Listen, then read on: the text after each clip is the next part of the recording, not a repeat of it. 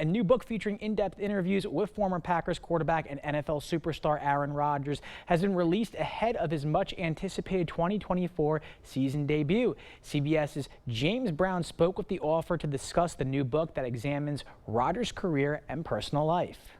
The name of the book is Out of the Darkness, The Mystery of Aaron Rodgers by one Ian O'Connor. What was of interest to you? He was mysterious, he was intriguing, and there was a distance about him. And those are usually the subjects that I'm drawn to. He wanted to change the narrative arc of his career, going from the smallest market to the biggest market in the league. People said, well, why the Jets? They haven't been to the Super Bowl since January of 1969, but it's a great opportunity for him. Winning a championship in New York, if he can pull it off, and it's going to be a very difficult task, would dramatically enhance his historical standing in the sport. And I think that would be the biggest New York sports story of my lifetime. Did he give you the okay to do this book? It's unauthorized, and I interviewed 250 people and actually handed in the manuscript without him. Then all of a sudden, a couple of weeks after I handed in my book, I got a message from the Jets that Aaron is now willing to see you. And we sat in his backyard. We talked about some sensitive issues. He's estranged from his family for now 10 years. He had some interesting things to say about his controversial COVID stance and made a concession and admission of fault that surprised me.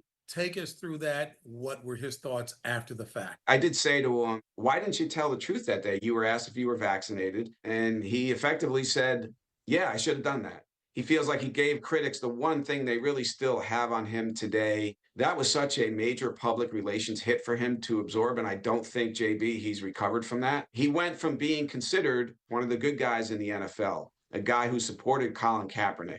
There was a case where a fan yelled out an anti-Muslim slur during the national anthem after the terrorist attacks in Paris, and he rebuked the fan publicly, and President Obama sent him a letter thanking him for doing that. So Aaron used to get praised for being on the right side of social issues, and then all of a sudden he became a bad guy. But I do think that good guy is still there. And so I think this book, by talking to his friends and associates who have witnessed his acts of kindness and generosity behind the scenes that he doesn't publicize, I think gives a balanced portrait of who he is as an athlete and as a man. He is arrogant at times, and most of the greats I've covered have that competitive arrogance, and maybe you need it to be an all-time great. He deserves a lot of credit as a self-made superstar. Nobody ever handed him anything. And he made it happen through the singular force of his will, his work ethic, and his talent. And that should be a big part of his legacy as well.